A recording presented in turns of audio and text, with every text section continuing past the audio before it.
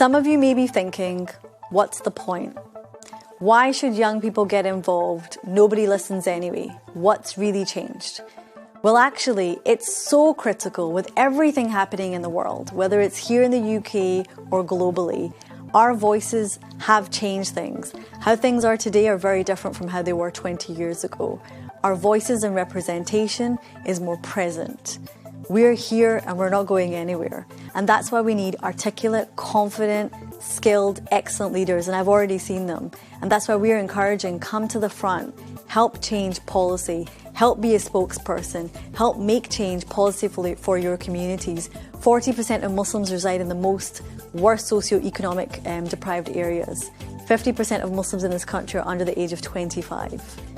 We are waiting for you to help change and shape the course of not only our communities, but of Britain itself. Because if you don't step up, who will? And if you're not that voice, who will be that voice? I'm sure they'll find someone else. That's what inspired me to become the Secretary General. I was sick of how I was being represented in the media. I was sick of not having a place or a voice or a say. Be careful what you wish for. And now I'm at the table. It's not just about being at the table, it's about how you use your voice and what change you actually make. And that's why we need more of you coming forward. Navigating politics can be so tricky. If you see my first week when I got elected, you'll know exactly how.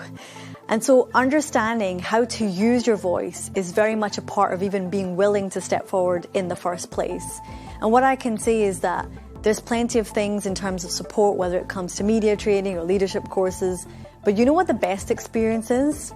First, it's trust in Allah, because He already guided you to that place. He's already given you all the skills. You just got to flex those muscles and use them. Second, it's about understanding the political environment that you're actually in. If you don't study, you're not going to pass. So understanding the way politics works, understanding narrative, persuasion, the argument, the debate, but also, and thirdly, taking people with us. Isn't that the beautiful thing that Islam teaches us? We're not alone. There are people from all walks of life, of all faiths and none, that are with us on this journey of seeing a better world and making a change. And you will find allyship all over.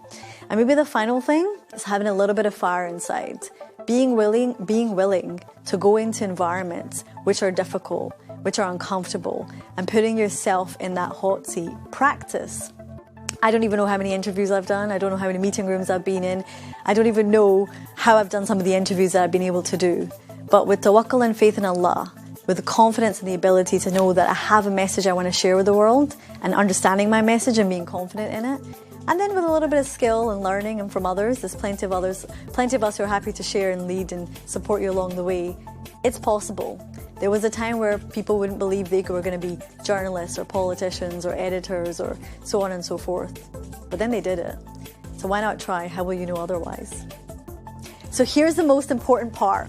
Whoever you are or wherever you are, you can make a change. So how can you do it? Well, number one, faith. Allah is the greatest force in our life, our guiding compass, our source of hope, inspiration.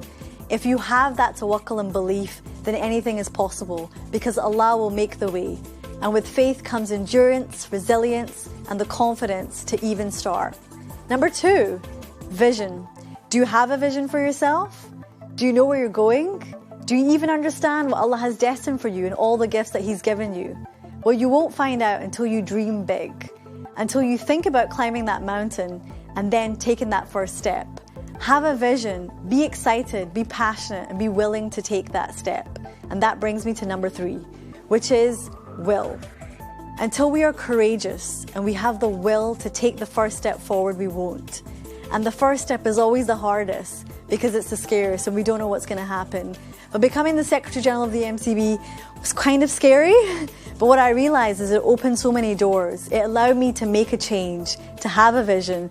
And with that confidence that Allah was going to guide me and He wouldn't put me anywhere I couldn't handle, I knew I could do it. I hope with these 3 tips, you'll be willing, confident, assured, and faithful to take that step forward.